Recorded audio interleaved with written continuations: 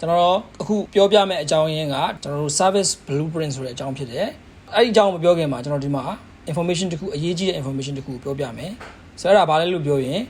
touch point or success point လို့မှတ်ထားပါ touch point ဆိုတာဘာပြောရလဲလို့ဆိုရင် customer နဲ့ကျွန်တော်တို့ brand နဲ့ touch ဖြစ်တဲ့အချိန်တိုင်းကိုပြောကျွန်တော်တို့လူတစ်ယောက်ဈေးဝယ်တဲ့ကိစ္စကိုခဏစဉ်းစားကြည့်အောင်ကျွန်တော်တို့ကြော်ညာကိုကျွန်တော် Facebook မှာကြော်ညာလိုက်မယ်အဲ့ကြော်ညာစာလုံးပေါင်းတွေမှာ design ရလဲခွမ်းဥကြောင်ကြားတွေဖြစ် information ရလဲဘာတွေရေးထားမှမသိတခုဝယ်ချင်တယ်ဆိုလဲဘယ်ကိုဆက်သွယ်ရမှမသိဈေးနှုန်းကလည်းဘယ်လောက်မှန်းလည်းမသိ customer စိတ်ထဲမှာဘယ်လိုဖြစ်မလဲကျွန်တော် brand ဟာဒီကောင်ဒီအမှတ်စိတ်ရဥကြောင်ကြားပါ okay အဲ့တော့အဲ့ဒီမှာကြော်ညာတော့စိတ်ဝင်စားပြီးတော့ကျွန်တော် website ကိုလေ့လာ website ကိုလာကြည့် website ကြီးကလဲနေရမပြီးတော့အဲ့တော့ပြန်အောင်အဲ့မှာ okay website လေးက okay တယ်ပေါ့အဲ့ phone number လေးတွေ့တော့ okay ငါဖုန်းဆက်ပြီးမေးအောင်မယ်ဆိုဖုန်းဆက်3ခေါက်ဆက်လုံးမကင်ဘူး okay ဖုန်းကင်တယ်ကင်လက်ကင်ရောအဲ့ကင်တဲ့လူကဖြေတဲ့လူကအိမ်ငိုက်နေတဲ့အတန်နဲ့ဖြေဘာပြောမှမသိအော် okay အဲ့မှာအဆင်ပြေတယ်ကြိုက်တယ်ဝယ်မယ်ပေါ့နော်အဲ့လောက်ဒီမှာအဆင်ပြေလာတယ်ဝယ်မယ်ဆိုလဲဆိုတော့ပတ်စံပေးထားတာအခက်အခဲတွေဖြစ်ဟုတ်ပြီနော်အဲ့ဒါလည်းတက်ကောကျွန်တော်တို့ပြဿနာတွေဥမာကျွန်တော်တို့သုံးတဲ့ပစ္စည်းကပြဿနာတက်ကောဘယ်ဟိုသွားပြီးတော့မေးရမှမသိဘူးတိုင်ပတ်အဲ့လိုတွေဖြစ်နေဆိုကျွန်တော်တို့ဘာလဲလို့ပြောရင်အဲ့ဒါကဘာခေါ်လဲလို့ပြော touch point လို့ခေါ်တယ် customer နဲ့ brand နဲ့ touch point တိုင်းအဲ့ touch point တိုင်းမှာကျွန်တော်တို့ကကောင်းနေတယ်ဆိုရင်ကျွန်တော်တို့ရဲ့ customer တွေကျွန်တော်တို့ပို့ပြီးတော့သဘောကျမယ်ဒီမှာကျွန်တော်မှတ်စေချင်တာက touch point or success point touch point or success point လို့ပြောတဲ့အတွက်ကြောင့်မို့လို့ customer နဲ့ငါတို့ရဲ့ brand ဒီဘယ်နေရာတွေမှာ touch ဖြစ်တယ်လဲဆိုတော့အရင်စဉ်းစားပြီးတော့အဲ့ touch point တွေမှာ customer experience တော်ဒီမှာစကားလုံးပြောပြမယ် experience ဆိုစကားလုံး customer ရဲ့ experience ကောင်းနေအောင်လုပ်ထားတယ်ဆိုရင်ကျွန်တော်တို့ရဲ့ brand ကို customer ကသဘောကျမှာပဲကျွန်တော် service ရဲ့သဘောကိုဒီလိုမျိုးကျွန်တော်တို့ကပြောလို့ရှိတယ်ဇက်စင်နဲ့ကျွန်တော်တို့ကနှိုင်းလို့ရှိတယ် front stage နဲ့ back stage ပေါ့နော်ဒါတော့ကျွန်တော် show ပွဲသွားတယ်ဆိုပါတော့နော် show ပွဲသွားတယ်ဆိုပါ show ပွဲမှာကျွန်တော်တို့အပေါ်မှာဘန်ရှိမယ်တီးတဲ့လူတွေရှိမယ်ဘာတီးတဲ့လူတွေရှိမယ်ပြီးရင်အဆိုးတော်ရှိမယ်အဆိုးမယ်ကျွန်တော်လည်းအောက်ကနေပြီးတော့ကမယ်ခုံးမယ်သူတို့တချင်းလိုက်ဆိုမယ်အဲ့တော့ကျွန်တော်တို့ကမြင်တာကဘာပဲမြင်တယ်လို့ပြောအဲ့အဆိုတော်ကြီးနဲ့အဲ့ဘန်ကြီးနဲ့ကိုပဲကျွန်တော်ကမြင်တာအဲ့ဒါ front stage လို့ခေါ်တယ်ဒါပေမဲ့အဲ့ဒီအတန်တွေထွက်အောင်အဲ့ဒီစင်ရဲ့အနောက်ကွယ်မှာ run နေရတဲ့လူတွေအများကြီးရှိတယ် security တွေရှိမယ်တခြားခုနကaudio engineer တွေရှိမယ်ကျွန်တော်တို့ harmony လိုက်ဆိုတဲ့လူတွေရှိမယ်အများကြီးရှိမယ်အဲ့ဒါတွေကို customer မမြင်ဘူးဒါပေမဲ့ကျွန်တော်တို့ကတော့လုပ်နေရတယ်အဲ့တော့ကျွန်တော်တို့က service တစ်ခုအောင်မြင်နေတယ်ဆိုရင် front stage မှာလည်းကောင်းနေဖို့လိုသလို back stage မှာလည်းကောင်းနေဖို့လိုတယ်တခါလေမှာ front stage မှာကောင်းဖို့အတွက် back stage ကလူတွေကပြင်နေရတာတွေအများကြီးရှိတယ်အဲ့တော့ကျွန်တော်တို့က service တစ်ခုကိုပိုကောင်းအောင်စူးစမ်းတဲ့အခါမှာအခုဒီသင်ခန်းစာတွေတကယ်တမ်းပြောရင်တော့ service တက်တွေထက်ကိုကျွန်တော်တို့ supervisor manager owner level ကလူတွေအတွက်ကပို့ပြီးတော့တင်တော်တယ်ဒါပေမဲ့service တက်တွေလည်းသိထားတာကောင်းတယ်အဲ့ကျွန်တော်ဆိုလိုချင်တဲ့သဘောကဘာလဲလို့ပြောရင်အဲ့လိုမျိုးကျွန်တော်တို့က customer touch point တွေကိုသိပြီးတော့ front stage ကတော့ဘာ back stage ကတော့ငါတို့ကဘာတွေလုပ်နေရတယ်အဲ့မှာဘယ်နေရာမှာပြဿနာတက်နိုင်လဲဆိုတော့ကြိုရှာထားပြီးတော့ကြိုရှင်းထားဖို့လိုတာကြိုရှင်းထားတယ်ကြိုရှင်းထားရင်ကျွန်တော်တို့ကပြဿနာတက်တာနည်းမယ်ပေါ့ဗျာသဘောကတော့ဒါပဲနော်ကြိုရှင်းထားမယ်ဆိုရင်ကျွန်တော်ဘာနည်းမလဲဆိုရင်ပြဿနာတက်တာပို့ပြီးတော့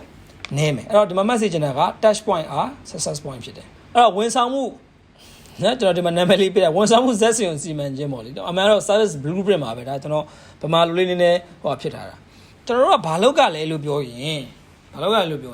customer ရဲ့ touch point ကိုအရင်ဆုံးစဉ်းစား customer ရဲ့ process physical evidence ဆိုတဲ့နေရာเนาะဒီဟာကိုပုံကတော့ကျွန်တော်နမူနာပြထားတာကျွန်တော်အခုပြောတာကိုပဲအဓိကခေါင်းလေးမှာစဉ်းစားကြည့်လိုက်ခုနကပေးခဲ့တဲ့ဥပမာကိုကြည့်တယ်ကြော်ညာတွေ့တယ်သူကြော်ညာတွေ့ဖို့တော့ကျွန်တော်အနောက်မှာဘာလောက်ကလဲ customer ကဘာလုပ်လဲ customer ဖတ်တယ်เนาะ customer action ကဘာလဲကြော်ညာလွတ်တယ်ပေါ့ဒါကြော်ညာလွတ်တယ်ဒါဘာလဲလို့ပြောရင်ကျွန်တော်တို့လုပ်တဲ့လုပ်ရက်အဲ့ကြော်ညာလွတ်ဖို့အတွက်ကိုကြော်လွတ်တဲ့အချိန်မှာ customer action ပါလားကြော်ညာကိုတွေ့မယ်ကြော်ညာကိုကြည့်မယ်အဲ့ဒီလိုမျိုးဖြစ်တဲ့အချိန်မှာအဲ့ကြော်ညာ design တွေကြော်ညာစာသားတွေဒီအဲ့ဒါ front stage အနောက်မှာဘာလုပ်ထားလဲလို့ပြောရင်ကြော်ညာ run ထားရတယ်ဥပမာ Facebook ကအဲ့ဒါတက်ရင်သွားပြီအဲ့ဒါ back stage မှာပြဿနာတက်တာကျွန်တော်ကြော်ညာ तू မတွေ့တော့ဘူးဟုတ်ပြီနော်အဲ့သဘောဟာအဲ့လိုမျိုးပြောတာအဲ့ကျွန်တော်ကဘာခွဲ okay तू ကြော်ညာတွေ့မယ်ငါတို့ inquiry လာမယ် message ပို့မယ် message ပို့ရင် customer action ရပါလေ message ပို့တယ် front stage ကကျွန်တော်တို့ကဘာလုပ်ကလဲ customer ကိုဖြည့်နေရတယ်တစ်ချိန်တည်းမှာအဲ့ဒီလူကကျွန်တော်တို့ရဲ့ sales process မှာအဲ့လူက customer data ကိုမှတ်တာမျိုးလောက်ရတာမျိုးရှိနိုင်တယ်အဲ့ဇဲနဲ့customer ဘယ်သူ inquiry ပေါ့ဘယ်ဟာ inquiry လာတယ်ပေါ့ဒါမျိုးဖြစ်နိုင်တယ်အဲ့တော့ကျွန်တော်တို့ကဘာစဉ်းစားမလဲပြောရင် customer ရဲ့ touch point တွေကိုစဉ်းစားပြီးွားရင်ငါတို့ရဲ့ front stage မှာတော့ customer ဘာတွေမြင်နေရမယ်အဲ့ဟာကိုကောင်းအောင်လုပ်ဖို့အတွက်ငါတို့ဘာလုပ်ရမလဲ back stage မှာဘာတွေ run နေရတယ်ဥပမာ customer payment ပေးတယ်ဆိုပါစို့ sales သမားကတော့ voucher ဖွင့်တဲ့ကိစ္စဒါ front stage တို့ပေးတယ် back stage မှာဘာရှိလဲလို့ပြောရင် finance ကလူကဘဏ်မှာပတ်စံဝင်လားမဝင်လားစစ်တာတော့ဘာလို့ဒါအကုန်လုံးပါသွားအဲ့ဒါ back stage လို့ခေါ်တာအဲ့တော့ back stage အောက်ရင် back stage ကမြန်မစစ်နိုင်ဘူးဗျာ customer ပတ်စံပေးလိုက်တယ်ဟုတ်နော် customer ဘာလို့လဲပတ်စံပေးလိုက်တယ်ဒါပေမဲ့မစစ်ပေးနိုင်တဲ့အခါကျတော့ဘာဖြစ်လဲလို့ပြောရင်ကြာနေ reply မပြန်ဘူး2ရက်လောက်ကြာသွားတယ်ဆိုရင် customer ဟာငါပတ်စံရောက်ရလားမသိဘူးဘလို့ဖြစ်တယ်လဲပြန်လည်းမလာဘူးဘာညာတဲ့အခါဖြစ်တယ်အဲ့ခါကျကျွန်တော်တို့ customer service အောက်သွားပြီပြောချင်တဲ့ဘောကဒီလောက်ဆိုရင် customer blueprint ရဲ့သဘောကဘာလဲဆိုတော့သဘောပေါက်လေသဘောကပြန်ရှင်းပြရင် customer ရဲ့ touch point တွေအကုန်လုံးကျွန်တော်စဉ်းပြီးစဉ်းစားတယ်အဲ့နေရာမှာ front stage မှာ customer ဘာပြင်ရမယ် back stage မှာတော့ကျွန်တော်တို့ဘာတွေလုပ်နေရတယ် support ဘယ်လိုပေးရတယ်အဲ့ department တွေအကုန်လုံးခွဲလိုက်တယ်ဆိုရင်ကျွန်တော်တို့မြင်တယ်ဥပမာထားပါတော့ customer order တင်တယ် customer order တင်နေဆိုကျွန်တော်တို့ဘာလုပ်မလဲ order form လေးကကြည့်ပြောရှုဖို့ဖြစ်နေရမယ်လွယ်နေရမယ်ဒါမှမဟုတ် message ပို့သူ order တင်တယ်အဲ့တော့ message ကောက်မယ် salesman က order ကို message ကောက်မယ်ပြီးရင်ဘယ်သူ့ကိုပြောရမလဲ operation team ကိုပြောရမှာဟာဒီ customer ကို10ပုံးပို့ရမယ်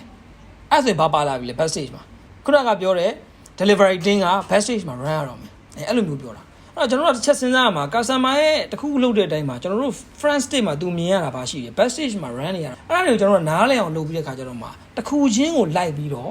ပို့ပြီးတော့ process တွေပိုမြန်လာအောင်ပိုမှန်လာအောင်လုပ်မယ်ဆိုရင်ကျွန်တော်တို့ရဲ့ဝန်ဆောင်မှုကအရင်အထက်ကိုပို့ပြီးတော့ကောင်းလာမှာ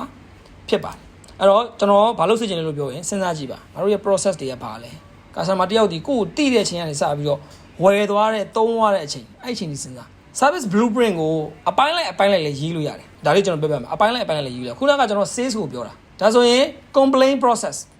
ကိုလည်း complaint service blueprint အဲ့လိုဆွဲလို့ရတယ် complaint လာမယ် customer ဘာဖြစ်မယ် bus ရဲ့ဘာ run ရမယ်အဲ့လိုမျိုးပြန်သွားလို့ရတယ်အဲ့လိုမျိုးစောင့်ရင်ကျွန်တော်တို့ရဲ့လုပ်ငန်းလည်ပတ်မှုက blueprint အကြီးဖြစ်သွားမှာပေါ့ဗျာနော်ကျွန်တော်တို့ထင်နိုင်မြင်နိုင်ပို့ပြီးတော့ရှိသွားမှာပေါ့ကျွန်တော်ဘာလုပ်ကြမလို့ပြောရင် customer ရဲ့ touch point ကိုနားလည်အောင်အခုကျွန်တော်ပြောခဲ့တဲ့ exercise ကိုကိုလုပ်ကြည့်ပါ customer တွေဘယ်လိုတွေ touch point တွေရှိတယ် front stage ကဘာတွေလုပ်ရတယ် back stage ကဘာတွေလုပ်ရတယ်အဲ့တော့